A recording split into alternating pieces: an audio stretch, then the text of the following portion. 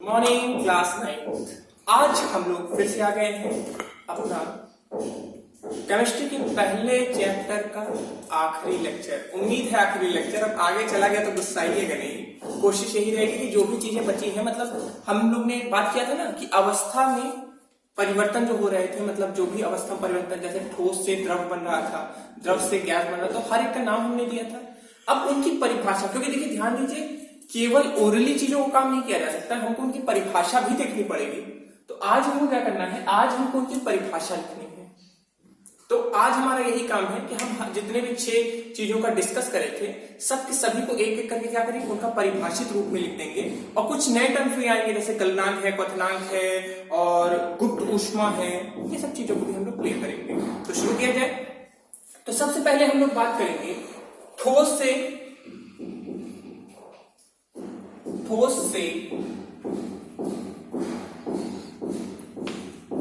द्रव में परिवर्तन। ठीक है, तो आप लोग ये जो पढ़े ही हैं, कल हमने बताया था एक चार्ट, आपको याद होगा, एक हमने डायग्राम बनाया था, एक फिगर बनाया था, जिसमें हमने बताया था ना कि ठोस से जब भी द्रव में परिवर्तन होगा उसे हम क्या बोलेंगे, गलन बोलेंगे। ठीक है, अब इसका परिभाषा क्या होगा, वह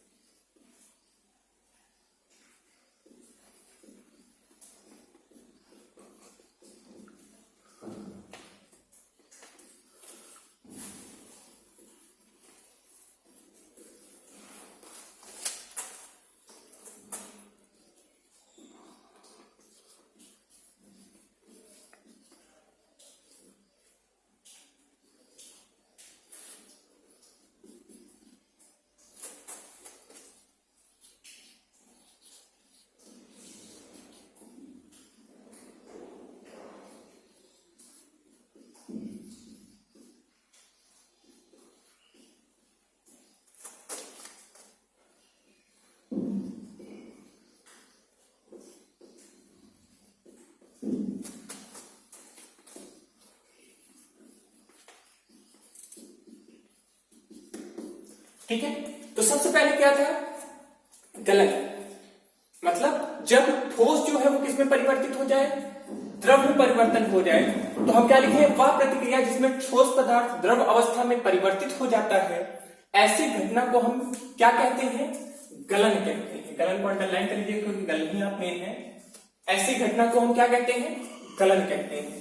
अब एक और शब्द यहां पे हम यूज करेंगे, और इसके पहले आप उदाहरण लिख लीजिए। इसका उदाहरण आप लोग जानते ही होंगे, क्या, बर्फ का पानी बनना। बर्फ क्या बन गया, पानी बन गया, तो इसी को हम क्या कहेंगे, गलन। अब यहां पे एक चीज हम और लिखेंगे, गलनांक। गलनांक के बारे में आपको याद होगा कि हमने कल जो हम लोग ने टेबल बनाई थी उसमें भी बात किया था।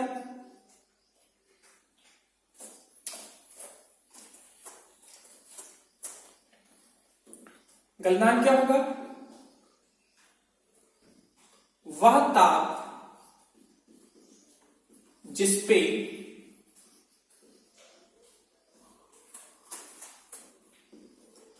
ठोस द्रव में परिवर्तित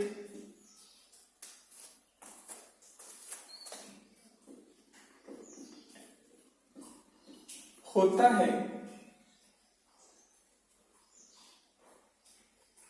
उस ताप को हम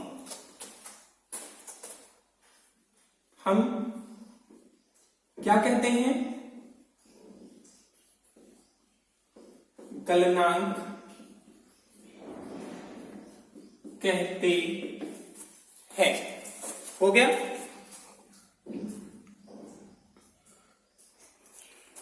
और ध्यान दीजिए, कोई भी पदार्थ हो उसका जो गलनांक होगा क्या होगा, निश्चित होगा। तो इसको भी लिख लीजिए,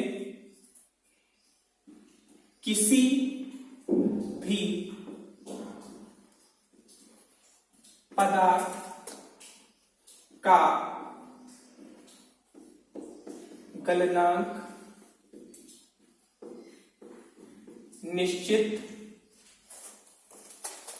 निश्चित होगा। इसको नोट कर लीजिए जल्दी से आप लोग। मतलब यहां पे हमने दो चीज की, एक घटना की बात की, वो घटना क्या है, ठोस का द्रव, मतलब जो कोई वस्तु ठोस थी वो किस में बदल रही है, वो द्रव में बदल रही है। तो यहां पे एक तरह का अवस्था परिवर्तन हुआ है। अवस्था परिवर्तन मतलब जो ठोस चीज थी वो किस में बदल गई है, वो द्रव में बदल गई है। इस प्रक्रिया को या इस घटना को किस नाम से जानेंगे, इस घटना को हम गलन नाम से जानेंगे। ठीक है, और इंग्लिश में भी इसका नाम लिख लेते हैं, इंग्लिश में भी थोड़ा जानते रहिए, बहुत ज्यादा तो नहीं लेकिन इंग्लिश में जानते रहिए। इसको हम बोलेंगे मेल्टिंग। यहां पे क्या हुआ, मेल्टिंग हो गया, मतलब गलना। ठीक है, और जिस तापमान पे, देखिए हर वस्तु का एक निश्चित तापमान होता है, जिस तापमान पे वो ठोस रूप से किस रूप में आएगा, द्रव रूप में आएगा, तो उस तापमान को हम क्या कहेंगे, गलनांक। जब ठोस किस रूप में बदलने लगे, द्रव रूप में बदलने लगे। जल्दी से इसको नोट कर लिए, इसको उम्मीद करते हैं नोट कर लिए होंगे, उम्मीद नहीं, नोट करते रहिएगा, नोट करते रहिए। अब देखिए गलनांक की व्याख्या कर लेते हैं कि कोई भी चीज गलता क्यों है। ठीक है, और इसको थोड़ा इंपॉर्टेंट करके नोट करिएगा, गलनांक की व्याख्या।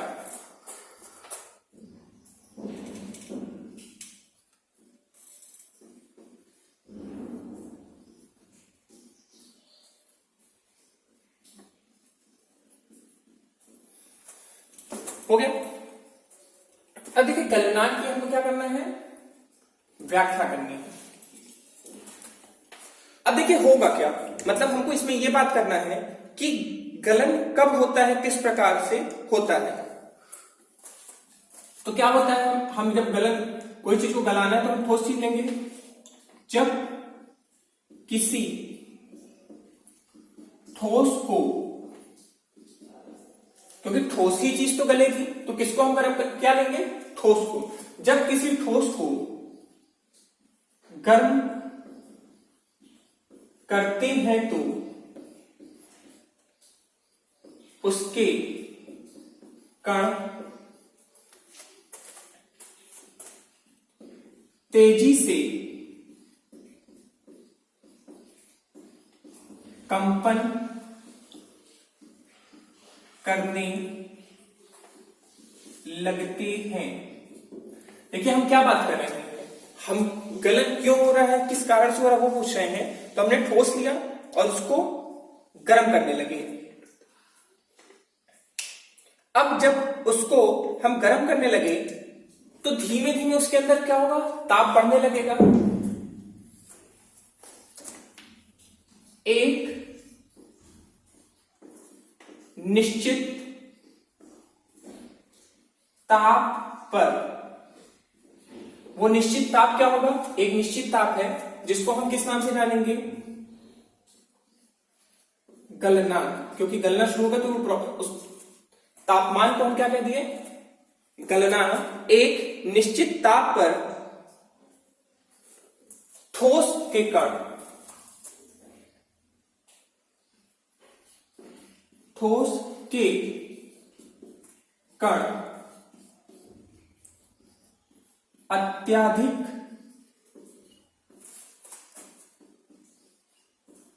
गतिज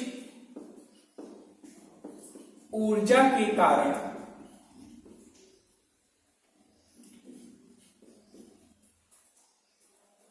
अत्यधिक गतिज ऊर्जा के कारण। अब देखिए यहां पे हमने आपको पहले बताया था कि जब हम ऊष्मा देंगे तो हमारी गतिज ऊर्जा क्या होगी, बढ़ने लगेगी। और यहां पे जो कणों के बीच में लग रहा है दुर्बल आकर्षण बल, दुर्बल आकर्षण बल से निकल कर बाहर आ जाते हैं। क्या हुआ, फिर से समझते हैं। जब किसी ठोस को गर्म करते हैं तो उसके कण तेजी से कंपन करने लगते हैं। एक निश्चित ताप पर, देखिए कंपन करता जा रहा है, कंपन हो रहा है क्योंकि हम उष्मा उसको देते जा रहे हैं। एक निश्चित ताप पर ठोस के कण अत्यधिक, देखिए अब वही कण है, उनको और ऊर्जा दी गई तो वो और अधिक तेजी से गतिज ऊर्जा करने लगे। और गतिज ऊर्जा जब बढ़ गया तो वो उस दुर्बल, मतलब पहले कण पास पास थे तो उनके बीच में कोई आकर्षण बल, एक दुर्बल आकर्षण बल लग रहा था, और जब गतिज ऊर्जा बहुत अधिक बढ़ी तो वो कण क्या हुए, वो उसी गतिज ऊर्जा से निकल कर क्या हो गए, बाहर आ जाते हैं। बोलो आई बात समझ में? एकदम नॉर्मल सी चीज है, समझने के लिए समझिए। दो कण हैं ठोस के, इनको हम गर्म कर रहे हैं, गर्म करते जाए, गर्म करते जाए, गर्म करते जा रहे हैं। गर्म जब करना शुरू करे तो ये कंपन करना शुरू करती है, अपनी जगह पे हिलने लगे। बस और जब गर्म करे तो कंपन और तेज हो गई, और कंपन जब ज्यादा हुई तो ये इन लोगों को जो जोड़ने वाली आकर्षण बल थी उसको ये तोड़ के क्या हो गए, स्वतंत्र हो गए। मतलब एक इधर एक इधर। बोलो आई बात समझ में? इसको जल्दी से नोट कर लो पॉज करके, ठीक है। तो बच्चों अब हम लोग जो टॉपिक की बात करेंगे, अब ये मत सोचिएगा कि सर अभी तक लिख रहे थे लेकिन यहाँ पे तो टॉपिक ही चेंज हो गया। इसको पॉज करके मैंने पूरा इसलिए लिख दिया क्योंकि अगर ऑन वीडियो लिखेंगे तो लिखने में बहुत टाइम लग जाता है, तो इसको मैं पॉज कर दिया हूँ। प्रॉपर्ली आप लोग पूरा इसको पॉज करके लिख लीजिएगा। हमने सबसे पहले बात की थी ठोस का द्रव में परिवर्तन, जिसको हम गलन बोलते थे। अब यही पे उसका दूसरा टॉपिक आ गया, ठोस का द्रव का ठोस में परिवर्तन, या जिसको हम क्या बोलते हैं, हिमन। ठीक है, सबसे पहले इसकी परिभाषा की बात कर लेते हैं। वह प्रक्रिया जिसमें द्रव को ठंडा करके ठोस में बदला जाता है हिमन कहलाता है। ध्यान दीजिए क्या है ये, हिमन। आपको याद होगा कि जो हमारा टेबल बना था उसमें जब ठोस से कोई चीज द्रव बनेगी, द्रव से ठोस बनेगी, तो इस प्रक्रिया को हमने क्या नाम दिया था, हिमन। इस घटना को हम क्या बोलते हैं, हिमन। एग्जाम्पल उदाहरण हम लिखना भूल गए हैं। उदाहरण के तौर पे आप ये समझिए, आप पानी लेते हैं, पानी को आप लोग जमने के लिए कहाँ रखते हैं, कहाँ, भगोने पे। हाँ, भगोने में भी जमता है, लेकिन रखते कहाँ है, फ्रीजर में रखते हैं या फ्रिज में रखते हैं। फ्रिज में जैसे आप रखते हैं तो आप देखते हैं थोड़ी देर बाद वो क्या होने लगता है, जमने लगता है। तो क्या होता है, जो पानी आप लिए वो किस अवस्था में था, द्रव अवस्था में था, और जब वो जम गया तो किस अवस्था में आ गया, वो जमने के बाद किस अवस्था में आ गया, वो जमने के बाद आ गया किस अवस्था में, ठोस अवस्था में। तो वही को हम क्या बोलेंगे, हिमन बोलेंगे। इस घटना को हम हिमन कहलाता है, या इस घटना को हम हिमन कहते हैं। अब देखिए यहां पे एक और चीज है, हिमांक। इसको वैसे इंग्लिश में हिमन को हम लोग बोलते हैं फ्रीजिंग। फ्रीजिंग से ही नाम लिखा है फ्रिज। जो चीज जमाए उसको हम फ्रिज बोलते हैं, ठीक है। तो फ्रीजिंग, हिमन को इंग्लिश में हम बोलते हैं फ्रीजिंग, ठीक है।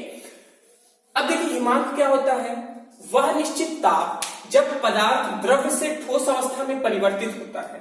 मतलब यहां पे क्या हो रहा है, वह तापमान, अब यहाँ पे हम किसकी बात कर रहे हैं, हम तापमान की बात कर रहे हैं, टेम्परेचर की बात कर रहे हैं। आपको याद होगा कल हम लोग टेम्परेचर की बात कर रहे थे। टेम्परेचर के हमने आपको 3 इकाइयां बताई थी, कौन कौन से, फ़ारेनहाइट, डिग्री सेल्सियस और केल्विन बताया गया था।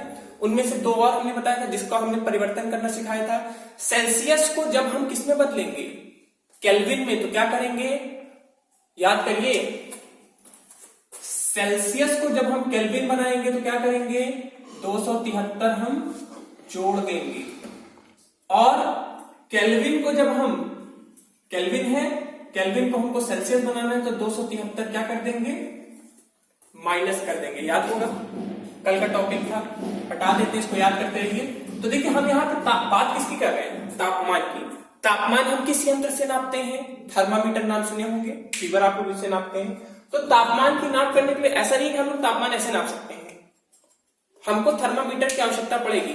हो सकता है वो एनालॉग थर्मामीटर हो जिसमें पारा का यूज होता है, हो सकता है वो डिजिटल थर्मामीटर हो जो आजकल आप लोग मुंह में लगाते हैं, टेम्परेचर डिजिटली लिख के आ जाता है, और या हो सकता है इंफ्रारेड थर्मामीटर हो, जो आजकल बहुत ज्यादा यूज हो रहा है। कोरोना के पीछे आप लोग देखते हैं ना कि स्वास्थ्य विभाग वाले लोग खड़े रहते हैं, ऐसे बस करते हैं, थोड़ा दूर से ही, छुआते भी नहीं है। वो थर्मामीटर को आपके शरीर में छुआने की जरूरत नहीं, निश्चित डिस्टेंस, मतलब मान लीजिए इतना मान लीजिए या इतना मान लीजिए, उतनी डिस्टेंस से आप करेंगे तो ऑटोमेटिक आपको टेम्परेचर बता देगा कि आपके शरीर का तापमान कितना है। ठीक है, तो वह हिमान क्या होता है? वह निश्चित ताप जब पदार्थ द्रव से ठोस अवस्था में परिवर्तित होता है, वह ताप उस पदार्थ का क्या कहलाता है? हिमान। हर चीज को, जैसे मान लीजिए कोई द्रव है, जरूरी नहीं कि पानी हो, कोई भी द्रव हो, उसको जमाना है तो हर द्रव का अपना एक निश्चित तापमान होगा जब वो जमेंगे। हर पदार्थ का अपना एक निश्चित तापमान होता है जब वो जमना शुरू होते हैं, और फिर उस तापमान पे क्या हो जाते हैं? जम जाते हैं। बोलो, आई बात समझ में? ठीक है, अगली चीज है हिमान की व्याख्या। देखिए सबसे इंपॉर्टेंट यही चीज होता है। अब आपके मन में होगा कि सर ये जमता कैसे है? हम चीजों को रख दिए फ्रिज में, लेकिन वो जम क्यों गया? तो ये चीज सबसे इंपॉर्टेंट है जिसको हम लोग पढ़ेंगे। देखिए जब द्रव को, अब लिखा क्या पहले पढ़ लेते हैं। जब द्रव को ठंडा किया जाता है तो अणुओं में की गतिज ऊर्जा के रूप में ऊष्मा लिखना भूल गए,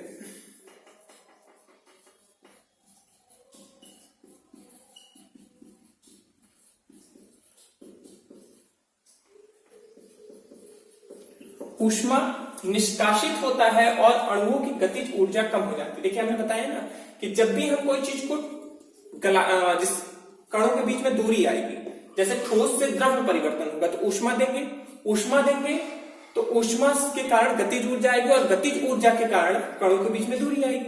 अब लेकिन यहां पे क्या है? अब पहले सोचते हैं, यहां पे कण दूर दूर है, मतलब उनमें गतिज ऊर्जा ज्यादा है।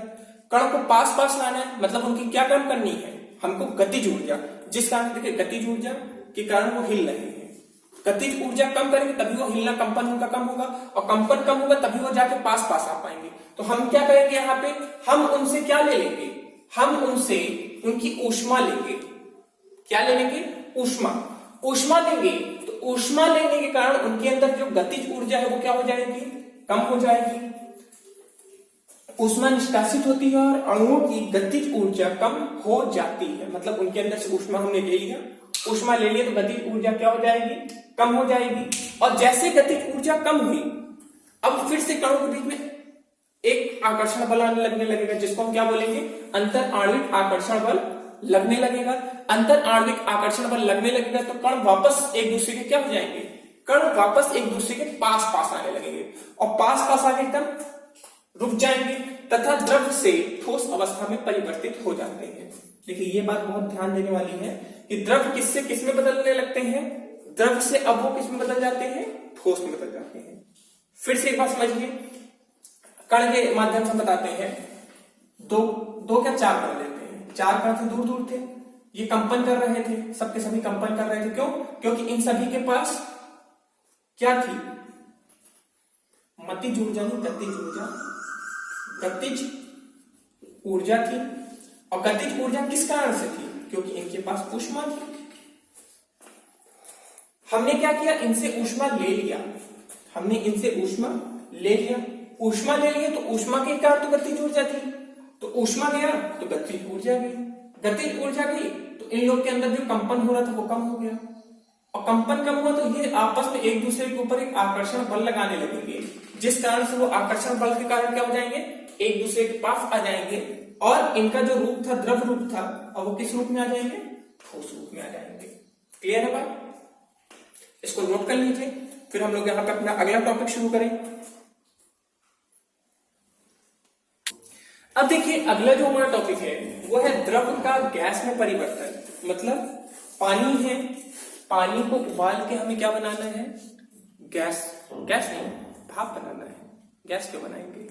अब आप लोग देखते होंगे कि जब भी केतली में चाय आप लोग बनाए होंगे कभी ना कभी, आज कल परसों नरसों, मम्मी आजकल घर पे है तो कभी भी डंडा चल सकता है, तो चाय बना लिया करिए।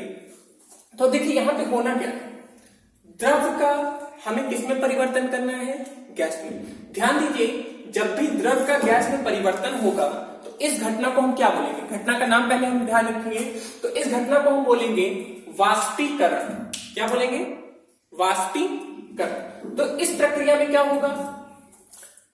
वह प्रक्रिया, पहले इसका परिभाषा नोट कर लेते हैं, वह प्रक्रिया जिसमें कोई पदार्थ सामान्य ताप पर द्रव्य अवस्था से गैस, ध्यान दीजिए क्या है, गैस अवस्था में परिवर्तित हो जाता है, वाष्पीकरण कहलाता है।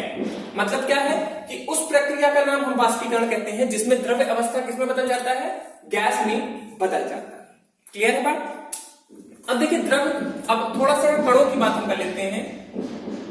देखिए जो द्रव में कण होते हैं वो गैस की अपेक्षा में थोड़ा पास होते हैं, मान लेते हैं पास पास से, और गैस में, हम गैस की बात करें तो गैस में बहुत दूर अनिश्चित होते हैं, मतलब कहीं भी हो सकते हैं कहीं भी नहीं हो सकते हैं। समझने के लिए इसको लिख देते हैं, ये हमारा हो गया द्रव, ये हमारा हो गया गैस, द्रव और गैस।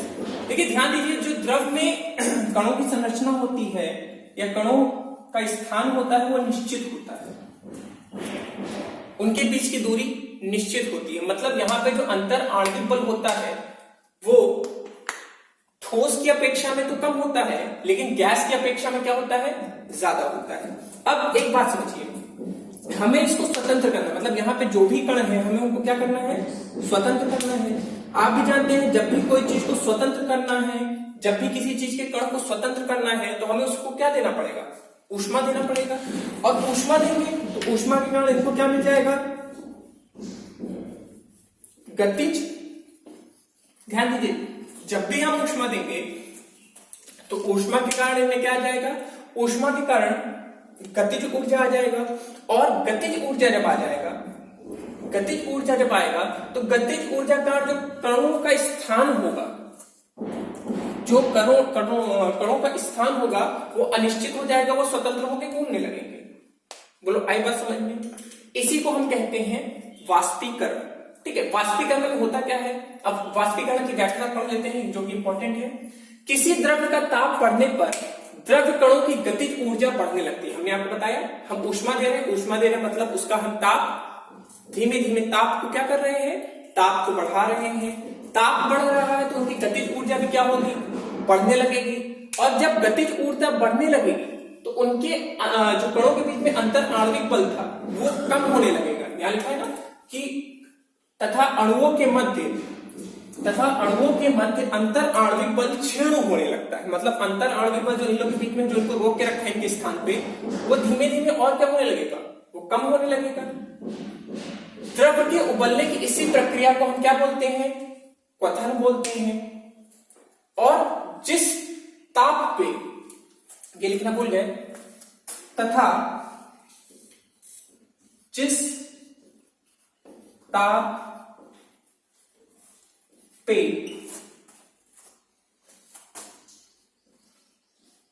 क्वथन प्रारंभ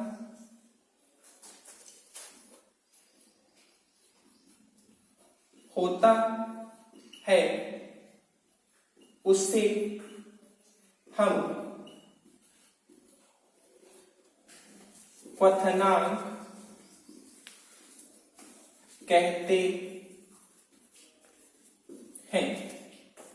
क्लियर है बात? मतलब जिस तापमान पे हमारा क्वथन प्रारंभ होता है, क्वथन मतलब द्रव्य अवस्था से वाष्प अवस्था में परिवर्तन होना चालू होता है, उसी को हम क्या बोलते हैं, क्वथन बोलते हैं। या उस तापमान को हम क्या बोलते हैं, क्वथनांक। अब देखिए समझ लेते हैं फिर से, हल्का सा समझने में, ज्यादा नहीं है, आप लोग को ज्यादा टाइम नहीं लेंगे, जितना भी टाइम हुआ है उसमें 2 मिनट 3 मिनट और आपको देना है। द्रव था हमारा, द्रव के जो कण है वो आपस में जितनी दूरी पे है वो उनका जो दूरी है वो हमारा क्या है, निश्चित है। मतलब उनका जो स्थान है, कणों के बीच की जो दूरी है वो चीज एकदम से निश्चित है। अब हम उनको ऊष्मा देना शुरू करें, ऊष्मा देने के कारण उनमें गतिज ऊर्जा आने लगी। मतलब हर एक कण के अंदर क्या आने लगा, हर एक कण के अंदर अपना एक गतिज ऊर्जा आने लगा। ऊष्मा कारण हर कण के अंदर गतिज ऊर्जा आने लगा। गतिज ऊर्जा कारण जो कण है वो अपने स्थान पर क्या होने लगे, कंपन करने लगे, हिलने लगे, धीमे धीमे हिलने लगे।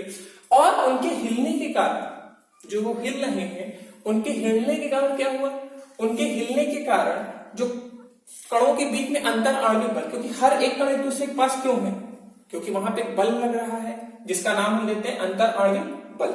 अंतर आणविक बल से वो मुक्त होना शुरू कर देंगे, वो अंतर आणविक बल से दूर जाना शुरू कर देंगे, वो मुक्त होना शुरू कर देंगे, और एक ऐसा स्टेज आएगा या एक ऐसा कंडीशन आएगा या एक ऐसा समय आएगा जब जितने भी कण थे वो अंतर आणविक बल से मुक्त हो जाएंगे।